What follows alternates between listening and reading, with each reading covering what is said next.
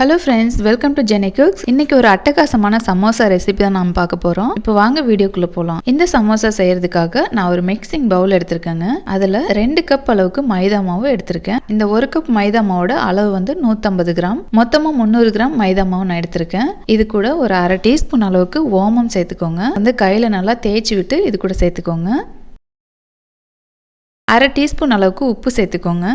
இந்த 2 கப் மாவுக்கு அரை டீஸ்பூன் உப்பு கரெக்டானதாக இருக்கும். இப்போ ஒரு 6 டேபிள் ஸ்பூன் அளவுக்கு எண்ணெய் சேர்த்துக்கோங்க. குக்கிங் ஆயில், எந்த ஆயில் வேணாலும் சேர்த்துக்கலாம். பட்டர் சேர்க்குற மாதிரி இருந்தால் ஒரு 2-3 டேபிள் ஸ்பூன் அளவுக்கு மட்டும் சேர்த்துக்கோங்க. இப்போ இந்த எண்ணெயெல்லாம் சேர்த்துட்டு நல்லா கலந்து விட்டுருங்க. இப்படி கையில் பிடிச்சி பார்த்தீங்கன்னா இந்த மாதிரி கொழுக்கட்டை மாதிரி நல்லா பிடிக்கிற மாதிரி கையில் வரும். இந்த பதத்துக்கு பிணைஞ்சு விட்டுக்கோங்க. நம்ம எந்த கப்பில் மாவு அளந்தமோ அதே கப்பில் அரை கப்போட ஒரு 2 டேபிள் ஸ்பூன் அளவுக்கு அதிகமாக தண்ணி சேர்த்துக்கோங்க. அரை கப் ப்ளஸ் 2 டேபிள் ஸ்பூன் அளவுக்கு தண்ணி, அந்த அளவு சேர்த்திங்கன்னா தண்ணி கரெக்டானதாக இருக்கும். நல்லா கெட்டியான பதத்தில் பிசைஞ்சிக்கலாம். கைகளை வச்சு நல்லா அழுத்தி பிசைஞ்சு விட்டுக்கோங்க. இப்போ மாவு நமக்கு ரெடியாக இருக்குதுங்க. லைட்டாக ஈரமான துணியை வந்து இது மேலே நம்ம போட்டு வச்சிருக்கோம். ஒரு அரை மணி நேரம் நம்ம ஊற வச்சிடலாம். உருளைக்கிழங்கு மசாலா செய்யறதுக்காக நான் 1/2 கிலோ உருளைக்கிழங்கு வேக வச்சு தோல் நீக்கி வச்சிருக்கேன். இதை நல்லா மசிச்சு விட்டுக்கோங்க. இப்போ ஒரு பாத்திரம் வச்சுக்கோங்க. அதில் 2-3 டேபிள் ஸ்பூன் அளவுக்கு ஆயில் சேர்த்துக்கலாம். ஆயில் சூடானோடனே அரை டீஸ்பூன் அளவுக்கு சீரகம் சேர்த்துக்கோங்க. கடுகு உளுத்தம் பருப்பு போட்டுக்கோங்க. இது வந்து உங்களோட ஆப்ஷனல் தான். கடுகு உளுத்தம் பருப்பு பொரிஞ்ச உடனே 2 பெரிய வெங்காயம்,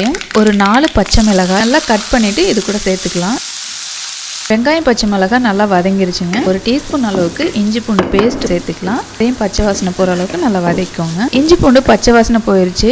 இப்போ ஒரு அரை டீஸ்பூன் மிளகாத்தூள், 1 டீஸ்பூன் கரம் மசாலா, 1/4 டீஸ்பூன் அளவுக்கு மஞ்சள் தூள், இதெல்லாம் இது கூட சேர்த்துக்கலாம். இந்த மசாலாவை பச்சை வாசனை போகிற அளவுக்கு நல்லா வதக்கிக்கோங்க. மசாலா பச்சை வாசனை போனதுக்கப்புறமா நம்ம மசிச்சு வச்சிருந்த உருளைக்கிழங்கு இது கூட சேர்த்துக்கலாம். கொஞ்சமாக மல்லி இலை சேர்த்துக்கோங்க. இதுக்கு தேவையான அளவு உப்பு சேர்த்துக்கோங்க. ஒரு 3/4 டீஸ்பூன் அளவுக்கு கரெக்டானதாக இருக்கும். இப்போ இது 1 நிமிஷம் போல் நல்லா வதக்கி விட்டுடலாம்.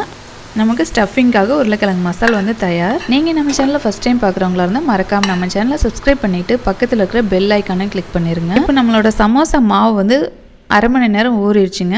இப்போ வந்து சமோசா வந்து செய்ய ஆரம்பிச்சிடலாம். பெரிய சப்பாத்தி உருண்டையோட இன்னும் கொஞ்சம் பெருசாக நீங்கள் உருண்டை பிடிச்சிக்கோங்க. இந்த 2 கப் மாவுக்கு எனக்கு 5 உருண்டைகள் வந்திருக்கு. இப்போ சப்பாத்தி தேய்க்கிற மாதிரி இதை நல்லா தேய்ச்சிக்கோங்க. சப்பாத்தி வந்து கொஞ்சம் சன்னமாக தேய்ப்போம், இது கொஞ்சம் மொத்தமாக தேய்ச்சிக்கோங்க. இந்த ரவுண்ட் ஷேப் வந்து 2ஆக கட் பண்ணிக்கோங்க. இப்போ எப்படி செய்யறதுனோ அதே மாதிரி செஞ்சுக்கோங்க. இந்த சமோசா வந்து செய்யறது ரொம்ப ரொம்ப ஈஸி.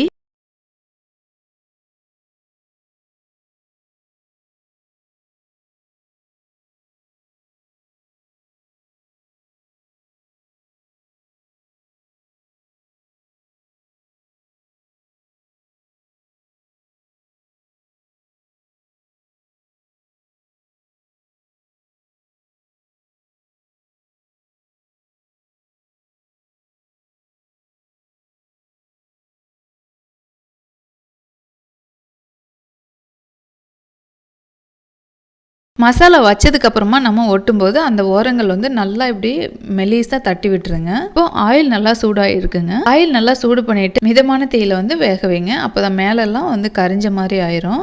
2-3 நிமிஷத்துக்குள்ள நமக்கு சமோசா வெந்துடும். எந்த ஒரு பொருளுமே ஆயில நம்ம குக் பண்ணும்போது ஒரு சிலருக்கு வெந்துருச்சா வேகலையான்னு டவுட் வரும். ஆயில்ல இருக்கிற பபுள்ஸ்லாம் அடங்கிருச்சுன்னா அந்த பொருள் குக் ஆயிடுச்சுன்னு அர்த்தம். அந்த ஸ்டேஜில் வந்து நம்ம எடுத்துடலாம். இப்போ சமோசா ரெடி ஆயிடுச்சு. இந்த சமோசா ரொம்ப ரொம்ப அருமையா இருந்தது. கண்டிப்பா உங்க வீட்டில் ட்ரை பண்ணி பாருங்க. இந்த சமோசா ரெசிபி உங்க யாருக்கெல்லாம் பிடிக்கும்ட்டு மறக்காம கீழே கமெண்ட் பண்ணுங்க. இந்த சமோசா ரெசிபிக்கு ஒரு லைக்கும் போட்டுருங்க. இந்த வீடியோ உங்களுக்கு பிடிச்சிருந்தா மறக்காம லைக் பண்ணுங்க. உங்க ஃப்ரெண்ட்ஸ் அண்ட் ரிலேட்டிவ் கூட ஷேர் பண்ணுங்க. தேங்க்யூ.